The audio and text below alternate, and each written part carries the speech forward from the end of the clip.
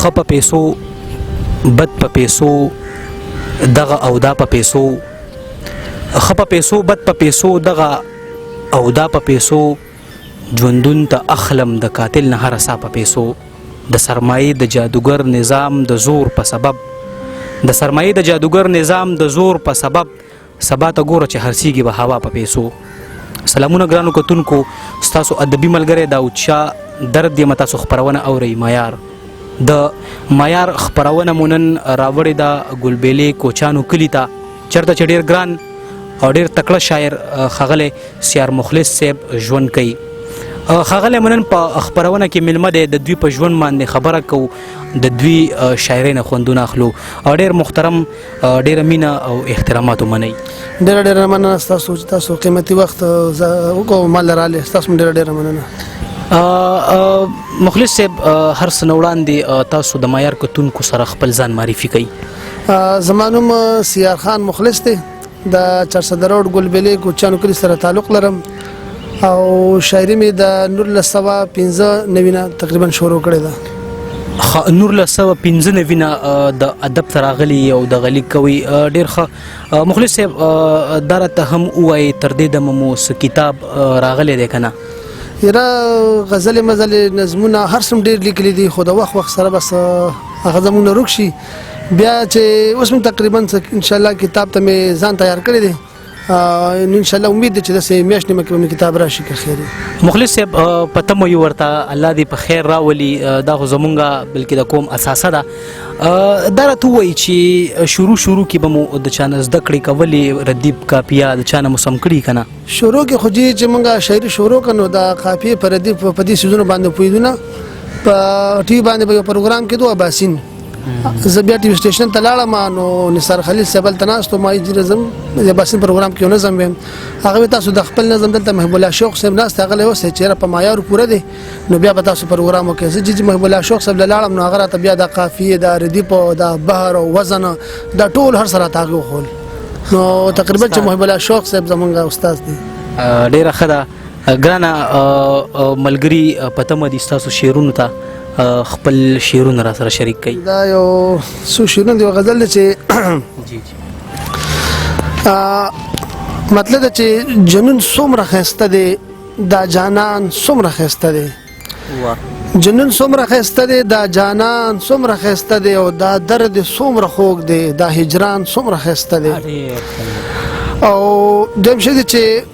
کله ویم بخي به مې خو کله بیا یریږم، کله ویم بخي به مې خو کله بیا یریږم، نو دغه کیفیت مې د ایمان څومره ښایسته دی. ډېر ښه شی دی چې د ژوند رنګینۍ ډېرې دي، منمه انکار نه کړم، د ژوند رنګینۍ ډېرې دي منمه انکار نه کړم، خو ومورې په تا باندې جهان څومره ښایسته دی. دا شعر بیا ووایي، ډېر ښه دی. د ژوند رنګینۍ ډېرې دي منمه انکار نه کړم، خو ومورې په تا باندې جهان څومره ښایسته دی. او توره شپه اوږده شوله رڼا د سبا رانغله،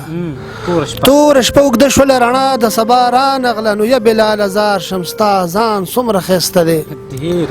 ډېر ښه شعر دی چې د شپږو خویاندو ورورو پلار ته ګران و نازولې، د شپږو خویاندو ورورو پلار ته ګران و نازولې، دا چا داسې بې لارې کو، دا ځوان څومره ښایسته دی. ډېر مقصدي شعر او مقصد چې کچه کچه کورونه شنه فصلونه دي مخلصه، کچه کچه کورونه شنه فصلونه دي مخلصه، ستا دا ساده کلي ستا په شان څومره ښایسته دی. ډېر ښه دی.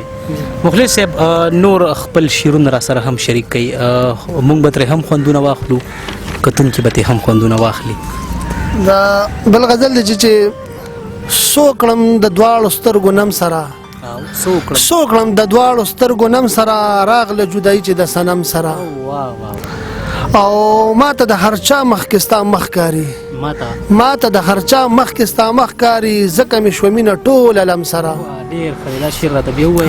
ماته د هر چا مخکې ستا مخ کاري، زیاته مې شوه مینه ټوله لم سره، او دا خو پکې رازو د الله ګینې، دا خو پکې رازو د الله ګینې، کار به د شیطان سو آدم سره.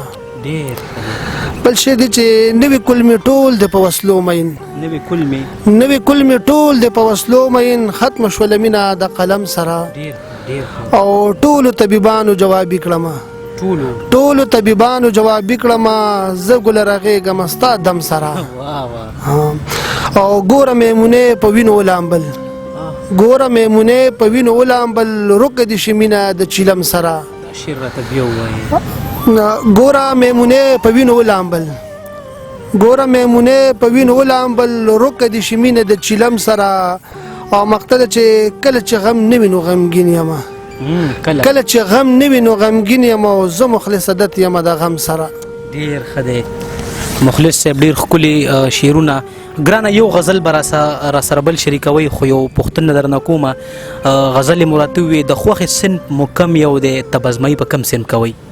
تبزمایي خو چې ما په ټاپه باندې هم کړې ده په نظم مې هم کړې ده خاکه ډراما هر څه مې لیکلي دي خو زیات وخت چې کوم دی هغه مې غزل دی او غزل ډیر لیکم یو غزل را سره بل شریک کړئ دا چې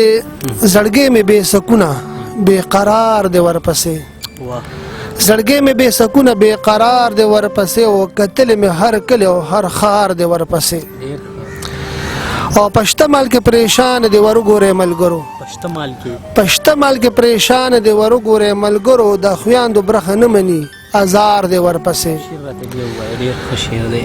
پشته مال کې پریشان دی ورګورې ملګرو د خویاندو برخه نه مني ازار دی ورپسې او پرون چې غریب مړو جنازې پسې څوک نه و پرون چې غریب مړو جنازې پسې څوک نه و نن ګوره چې خان مړ دی لوی قطار دی ورپسې پرون چې غریب مړو جنازې پسې څوک نه و او نن ګوره چې خان مړ دی لوی قطار دی ورپسې او دا کونډه یتیمانو له خیر غواړي خدای دې خیر کړي دا کونډه یتیمانو له خیر غواړي خدای دې خیر کړي عزت نیلام نشي ټول بازار دی ورپسې دا کونډه یتیمانو له خیر غواړي خدای دې خیر کړي دا کونډه یتیمانو له خیر غواړي خدای دې خیر کړي عزت نیلام نشي ټول بازار دی ورپسې او د شپږو خویاندو ورورو خو غربت و مسافر شو د شپږو خویاندو ورورو خو غربت و مسافر شو نو مور ورپسې مړه شوه پلار بیمار دی ورپسې او بچی مې سبق ویلو خو نشو راله خراب کړو بچی مې سبق ویلو خو نشو راله خراب کو د کوره چې اوزي لټون پکار دی ورپسې او هر ځای کې سردار مخکې قافله به ورپسې وي هر ځای کې سردار مخکې قافله به ورپسې وي پښتون چې وده نه کوي سردار دی ورپسې او مخلص خو بې ګناه و ټول علم ورپسې جاړي مخلص خو بې ګناه و ټول علم ورپسې جاړي ګلشن کې د بلبلو هم چغار دی ورپسې ډېر ښه دی مخلص صاحب ډیر په زړه پورې کلامونه یقینا چې په هر غزل کې په هر شعر کې مو ډیره مخلصي وه د کام دپاره پکې یو پیغام هم پروت و بلکې شاعري داسې په کار هم وي چې د کام دپاره زموږ د روان نسل دپاره پکې یو میسج یو پیغام پروت وي بلکل ستاسو په شاعري کې دغه ښکارېده ګرانه د وخت د کمي له وجې زموږ خپرونه دغه ځای کې تم کوو ستاسو ډیره مننه کوم چې ما دپاره مو وخت راکړه ستاسو هم ډیره مننه تاسو هم دپاره وخت راکړو ډیره مننه السلام علیکم وعلیکم السلام ډیره مننه ګرانو کتونکو په معیار خپرونه کې مو را سره سیار مخلص صاحب واورېد د هغوی د شاعرۍ نه مو خوندونه واغستل زموږ د معیار خپرونې عمر له همدغه یوه ښځه دغه ورک لالونه تاسو سره په دغه شیشه باندې مخامخ کول هغوی تاسو سره معرفي کول او د هغوی شعرونه تاسو ته درسپارل په دغه لړ کې نن تاسو ډیر ګران مخلص صاحب واورېده په دغه دوو شعرونو باندې د امام منظر صاحب په دغه دوو شعرونو باندې قربا داود شاه درد له ورکړه اجازت چې په قبر مې مات شوي دي بنګړي د مرګ نه پس په قبر مې مات شوي دي بنګړي د مرګ نه پس په کټ مې خلکو وویشتل غمي د مرګ نه پس ما خپله د خپل لاسه په روټۍ کې زخر ورکړل ما خپله د خپل لاسه په روټۍ کې زخر ورکړل چې بیا مې قتلوي خلک بچی د مرګ نه پس